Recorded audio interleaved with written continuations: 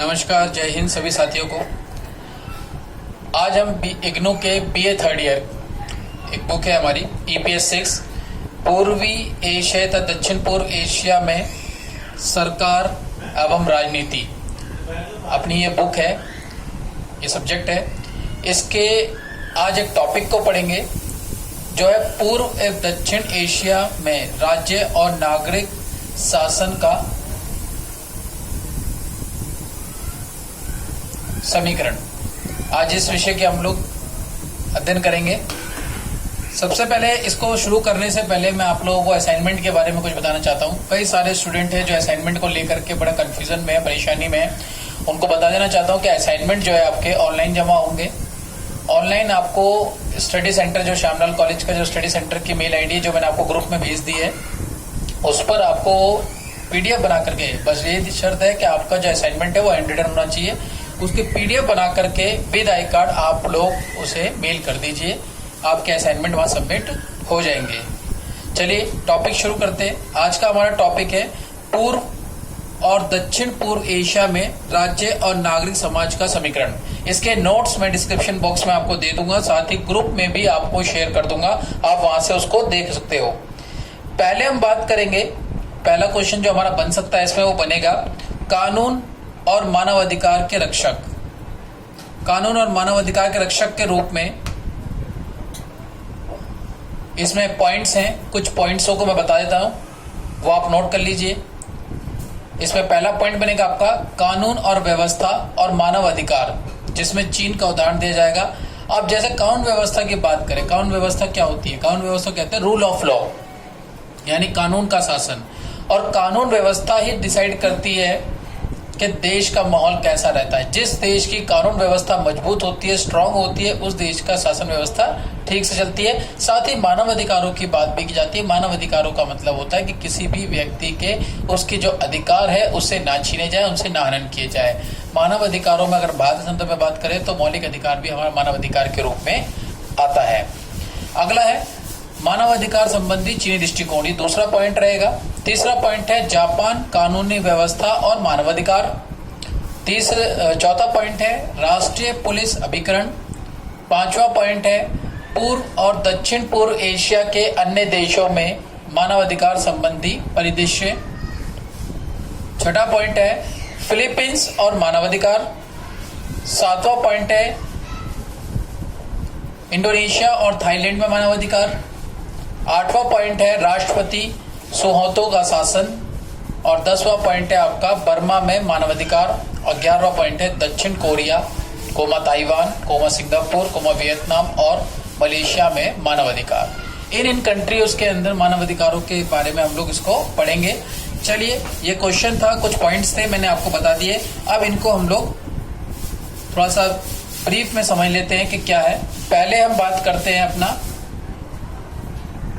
चीन के अंदर मानवाधिकार की।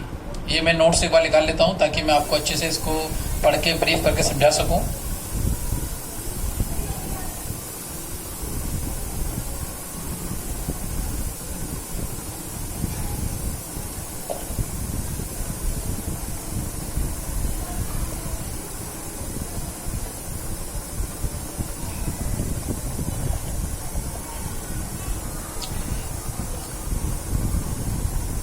चलिए स्टार्ट करते हैं। टॉपिक था हमारा कानून और मानवाधिकार के रक्षक। अब इसमें कानून और व्यवस्था, मानवाधिकार चीन के उदाहरण के रूप में हम पढ़ लेते हैं।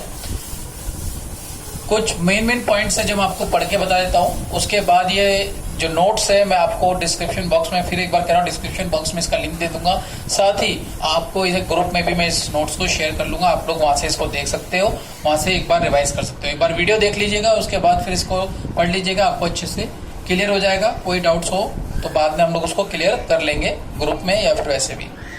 चलिए, कानून और व्यवस्था और मानवाधिकार, चीन का उदाहरण। पूर्व और दक्षिण पूर्व एशिया के देशों में कानून और व्यवस्था तथा मानवाधिकार, ये दोनों प्रमुख मुद्दे रहे हैं। पहले हम चीन की उदाहरण ले तो 1949 ईस्वी में साम्यवादी शासन कायम होने के बाद कानून रहित, अर्थ व्यवस्थित और अशक्त चीनी समाज में व्यवस्था की झलक दिखाई पड़ी। धीरे धीरे आंतरिक पुलिस व्यवस्था का विस्तार हुआ और इसे मजबूत बनाया गया। राज्य में कानून व्यवस्था लागू करने और विरोधियों को अनुशासित करने के लिए राज्य में सार्वजनिक सुरक्षा ब्यूरो का निर्माण किया। जहां तक हत्या, चोरी, बलात्कार, दंगे और आक्रमण को रोकने का सवाल है, चीन की स्थिति संतोषजनक है। स्वतंत्रता पूर्व के दिनों और अन्य देशों विकसित यानी कि और अल्प विकसित से तुलना करने पर चीन की स्थिति और अच्छी लगती है। अगला पॉइंट है इसमें, एक बात दावे के साथ कही जा सकती है कि चीन राज्य ने अपने नागरिकों को शांति और सुरक्षा प्रदान की है। सरकार यह दल की नीतियों में विश्वास रखने वाले राजनीतिक कार्यकर्ताओं के प्रति सरकार का रवैया बिल्कुल अलग होता है। उन पर सार्वजनिक सुरक्षा ब्यूरो द्वारा कड़ी निगरानी रखी जाती है और छोटे से मामले पर भी उन्हें गिरफ्तार कर लिया जाता है या कारावास में डाल दिया जाता है। कारावास यानी कि जेल में उन्हें डाल दिया जाता है। इसी प्रकार के कार्यों के आधार पर चीनी सरकार पर मानवाधिकार के उल्लंघन का आरोप लगाया जाता है। ठीक है, यही वजह है कि भाई वहां पे छोटे से कानून का उल्लंघन करने पर या कुछ छोटा सा अपराध करने पर भी जेल में डाल देते हैं या कारावास में डाल देते हैं। इसी वजह से चीन के अंदर बार बार मानव अधिकारों के उल्लंघन का आरोप लगाया जाता रहता है। चलिए दूसरा पॉइंट पढ़ लेते हैं हम। आगे हमारा पॉइंट है मानव अधिकार संबंधी चीनी दृष्टिकोण। दूसरा पॉइंट है, आपको सारे पॉइंट मैंने एक बार एक्सप्लेन बता दिए थे, उसके बाद उस पॉइंटों को एक्सप्लेन कर रहा हूँ। फर्स्ट पॉइंट हमारा हो चुका है। सेकंड पॉइंट है हमारा, हालांकि चीनी सरकार या चीनी राज्य मानव अधिकार के प्रश्न को बिल्कुल दूसरे कोण से देखता है। तियानमिन चौक त्रासदी 1989 मानवाधिकार का सबसे बड़ा उल्लंघन था, पर इसके बाद चीन में मानवाधिकार शीर्षक से चीनी सरकार ने एक श्वेत पत्र जारी किया। इस दस्तावेज को पढ़कर साफ मालूम होता है कि मानवाधिकार के संबंध में चीन का अपना अलग ही दृष्टिकोण है। उसने इस अवधारणा को मानने से इनकार कर दिया कि सब जगह मानवाधिकार का एक ही मानदंड होता है। इस दस्तावेज में कहा गया कि मानवाधिकार विभिन्न देशों के ऐतिहासिक, सामाजिक, आर्थिक और सांस्कृतिक परिस्थितियों से प्रेरित होता है और किसी देश के मानवाधिकार और उससे जुड़ी परिस्थितियों का मूल्यांकन वहां के इतिहास को अनदेखा करके नहीं किया जा सकता और इससे दूसरे देशों के मानदंड पर नहीं आंका जा सकता, ऐसा चीनी सरकार और चीनी राज्य का मानना है। तीसरा पॉइंट हमारा है जापान में कानून व्यवस्था और मानवाधिकार। अब जापान के संदर्भ में बात कर लेते हैं। पहले हमने चीन के संदर्भ में बात की थी, अब हम जापान के संदर्भ में बात कर रहे हैं। जापान के संदर्भ में क्या कहता है, जापान का अध्ययन करें, यानी कि जापान के अगर हम बारे में पढ़ते हैं या जानते हैं तो जापान एक उदारवादी प्रजातांत्रिक राज्य है और उत्तरी अमेरिका तथा पश्चिमी यूरोप की तुलना में यहाँ अपराध की दर काफी नीचे है, यानी काफी कम है। जापान का समाज विश्व के सबसे व्यवस्थित समाजों में से एक है। द्वितीय विश्व युद्ध के बाद जापान एक अनुशासित, स्थायी और व्यवस्थित समाज के रूप में उभरा है और इससे जापान को आर्थिक रूप से समृद्ध होने में काफी सहायता मिली भी है। जापान की पुलिस व्यवस्था उच्च कोटि की है, यानी सबसे अच्छी है।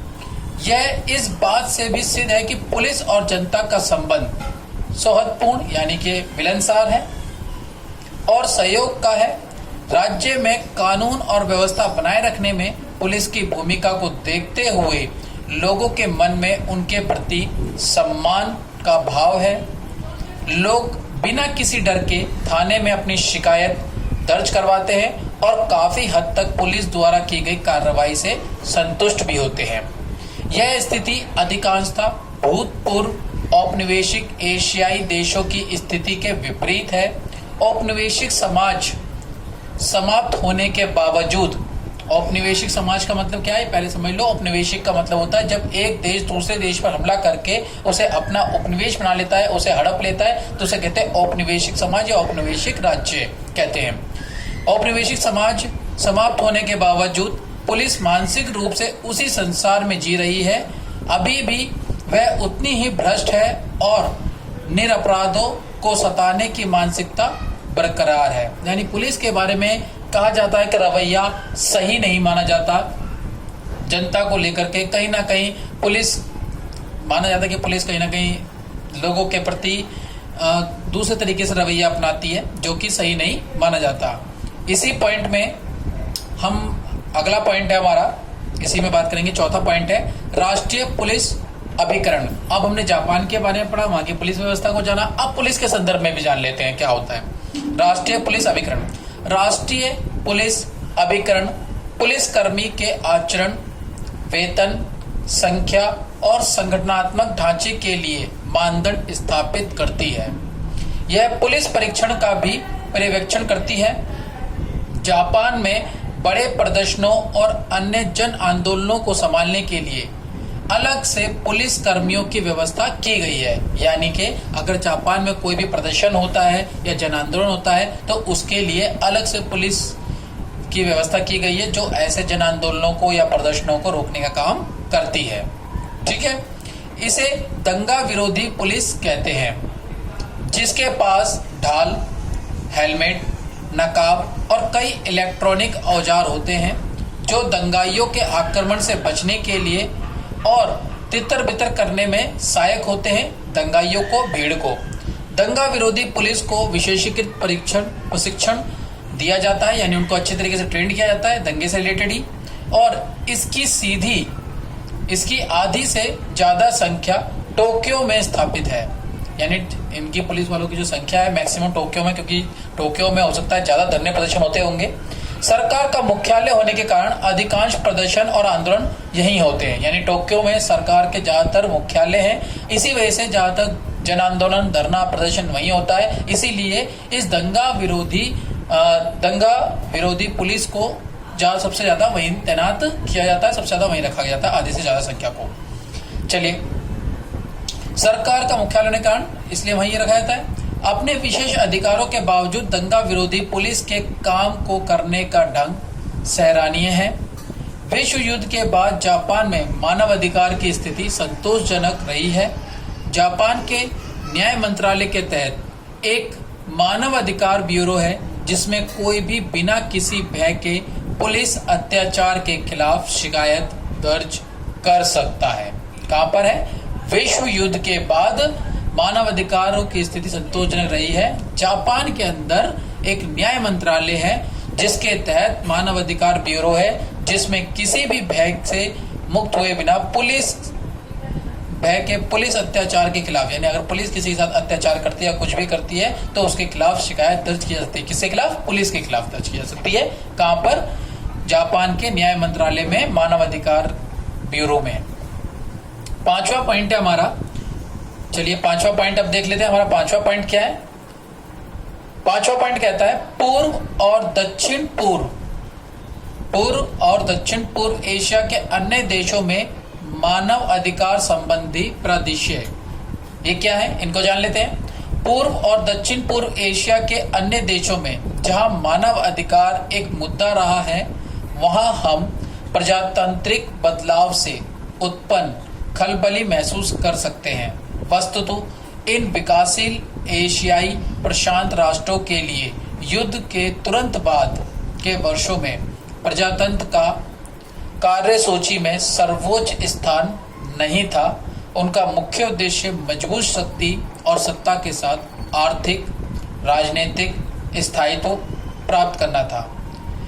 विघई निकायों की अपेक्षा नेताओं की महत्ता थी, और ये निकाय सही रूप से प्रतिनिधित्व सरकार थी भी नहीं। सामाजिक स्थायित्व और आर्थिक विकास के लिए ये शासन करते थे, चाहे उनकी सरकार को जनतांत्रिक ना कहा जाए या उन पर मानवाधिकारों के उल्लंघन का आरोप लगाया जाए। 1980 के दशक तक प्रजातांत्रिक भावनाएं जागने लगी। मानवाधिकारों कि आर्थिक विकास और स्थायित्व के नाम पर निरंकुश शासन ज्यादा समय तक कायम नहीं किया जा सकता है, ऐसा मानना है। छठा मानना क्या ये रियली है भाई, जाहिर सी बात है, अगर आप निरंकुश शासन करोगे, तानाशाही व्यवस्था अपनाओगे तो ज्यादा टाइम तक वो टिकता नहीं है। मानवाधिकारों की लहर कभी ना कभी उस देश में निरंकुशी शासन को या तानाशाही शासन के खिलाफ खड़ी हो जाती है। छठा पॉइंट है हमारा फिलीपींस में और मानवाधिकार, यानी फिलीपींस और मानवाधिकार की बात करते हैं। फिलीपींस के शासनकाल का एक ऐसी राज्य का अच्छा उदाहरण है जहां काफी कम समय में जनतंत्र और मानवाधिकार का मुद्दा महत्वपूर्ण बन गया। मार्कोस दबाव के माहौल में सत्ता में आया और अपने को जनता के रक्षक के रूप में प्रस्तुत किया। हालांकि वह संवैधानिक निरंकुशवाद में विश्वास रखता था। गणतंत्र और जनतंत्र की सुरक्षा के नाम पर उसने सितंबर 1972 में मार्शल लॉ लगा दिया। उसने तेजी से सभी असंतोषों और विरोधों का दमन किया, हजारों लोगों को कैद किया, मूल अधिकारों को समाप्त किया गया और संचार के साधनों पर प्रतिबंध लगाया गया। अदालतें कमजोर हुई और सेना मजबूत हुई। दूसरे शब्दों में कानून और व्यवस्था को नहीं छोड़ा गया पर मानव अधिकारों का दमन हुआ। मार्कोस को सत्ता से हटाने और मानवाधिकार स्थापित करने के लिए प्रजातांत्रिक सरकार लाने में काफी समय लग गया था। कहां पर? फिलीपींस में। अब बात करते हैं हम इंडोनेशिया और थाईलैंड में मानवाधिकार। 7वां पॉइंट है, इंडोनेशिया और थाईलैंड दोनों देशों में जब जब शासन की सत्ता को चुनौती दी गई तब तब मानवाधिकारों को स्थापित किया गया। इंडोनेशिया के भूतपूर्व सर्वोच्च नेता सुकोनो ने निर्देशित प्रजातंत्र लागू किया, जिसके तहत अधिकांश जातीय अल्पसंख्यकों और बुद्धिजीवी समुदायों को मानव अधिकार या मताधिकार से वंचित कर दिया गया। वह अपने को महान न्यायपालक और जनतंत्र का समर्थक मानता था, पर उसने पश्चिमी शैली के उदारवादी प्रजातंत्र को नकार भी दिया था। कुछ समय तक सेना, राष्ट्रपति सुकोर्नो और इंडोनेशिया साम्यवादी PKI के निष्ठापूर्वक सहयोग से राजनीतिक गतिविधियों क्रियाशील रही, असमतल जमीन पर खड़ी रही, टिकती 1965 तक कायम रही। इसके बाद PKI और सेना के बीच संघर्ष हुआ, जिसमें सुकोर्नो के सहयोगी होने का दावा करने वाले मध्यवर्ती पदों के पदाधिकारियों ने 6 वरिष्ठ सेना नायकों की हत्या कर दी। सेना हमेशा के लिए PKI का सफाया करने के लिए कटिबद्ध हो गई। 1965 के अक्टूबर महीने के अंत के मध्य जावा, पूर्व जावा, बाली और उत्तरी सुमात्रा में हत्याओं का सिलसिला चला। पश्चिमी बोर्नियो में जातीय चीनियों को मौतों के घाट उतारा गया। सेना समर्थित युवाओं द्वारा किए गए इस नरसंहार के बाद 11 मार्च 1966 को सुकोर्नो ने जनरल सुहार्तो में सत्ता हस्तांतरित कर दी, जिसके हाथ में आज तक शासन की बागडोर है। नरसंहार में शामिल लोगों को दंडनीय करने का प्रयास नहीं किया गया। किसने सत्ता हस्तांतरित कर दी? किसको कर दी? सुकोर्नो ने कर दी। किसको? सुहार्तो को। ठीक है। और उसके बाद आज तक सुहार्तो की सरकार वहां पर है और जिन्होंने नरसंहार किया था उनके लिए दंडनीय प्रयास कोई भी कार्य नहीं किया गया। 8वां पॉइंट है हमारा राष्ट्रपति सुहार्तो का शासन। राष्ट्रपति सुहार्तो के शासनकाल में अभिव्यक्ति की स्वतंत्रता और संगठन का अक्सर उल्लंघन किया गया। उदाहरण के लिए अगले वर्ष चुनाव कराए जाने की संभावना को देखते हुए 1991 में नए समूह जनतांत्रिक प्रक्रिया को समर्थन देने के लिए संगठित होने लगे। इनमें से एक प्रमुख संगठन डेमोक्रेसी फॉर्म्स ने सुहार्तो सरकार को विचलित किया। फॉर्म्स के सदस्यों को देश छोड़ने की मनाही की गई, उसके समाचार पत्र को बंद कर दिया गया और जन सर्वेक्षण के परिणामों को प्रकाशित करने के लिए इसके संपादक को गिरफ्तार कर कारावास में यानी जेल में डाल दिया गया। इन कार्रवाइयों को देखकर लगता है कि इंडोनेशिया सरकार की मानवाधिकार में कोई रुचि नहीं है। 9वां पॉइंट है हमारा कंबोडिया में मानवाधिकार। कंबोडिया में 1975 में खेम रूज सत्ता में आया और पोल पॉट प्रधानमंत्री बना। खेम रूज अप्रैल 1975 से जनवरी 1979 तक सत्ता में रहा। उसके शासनकाल में सभी प्रकार के मानवाधिकार, मानवीयता और मानवीय भावनाओं का अतिक्रमण और दमन किया गया। आधुनिक विश्व में इतना दमन और अत्याचार नहीं देखा गया था। आरंभ में ही खेम रूज ने अपने दुश्मनों के खिलाफ आतंक का इस्तेमाल किया। भूतपूर्व लोन नॉल शासन के कार्मिकों, मुराने बुर्जुआजी के सदस्यों और पश्चिमी शिक्षा प्रांत बुद्धिजीवियों को हजारों की संख्या में मारा गया। उनकी पत्नी और बच्चों को भी नहीं छोड़ा गया ताकि विरोध करने वाला कोई भी ना बचे।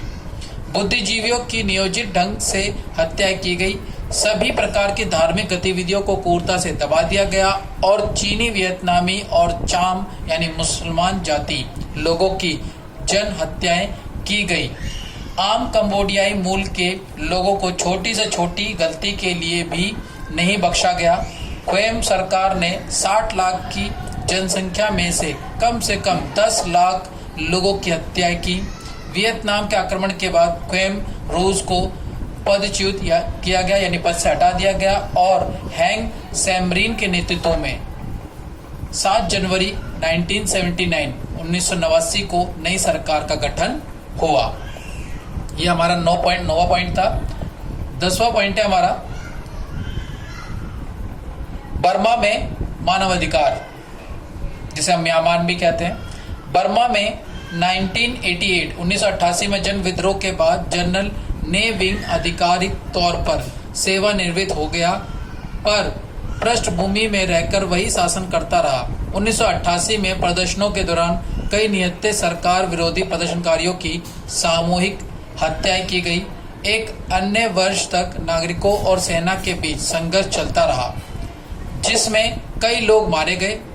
प्रतिक्रिया स्वरूप कंबोडिया में खेम रूज की नीति अपनाई गई। उन्होंने रंगून के आसपास के इलाकों को ध्वस्त कर दिया और वहां के लोगों को मार भगाया। उन्हें प्रजातंत्र का समर्थक माना जाता था कि उस प्रजातंत्र का समर्थन चाहते थे। 1990 में सरकार ने चुनाव के आदेश दिए, पर यह एक दिखावा मात्र था।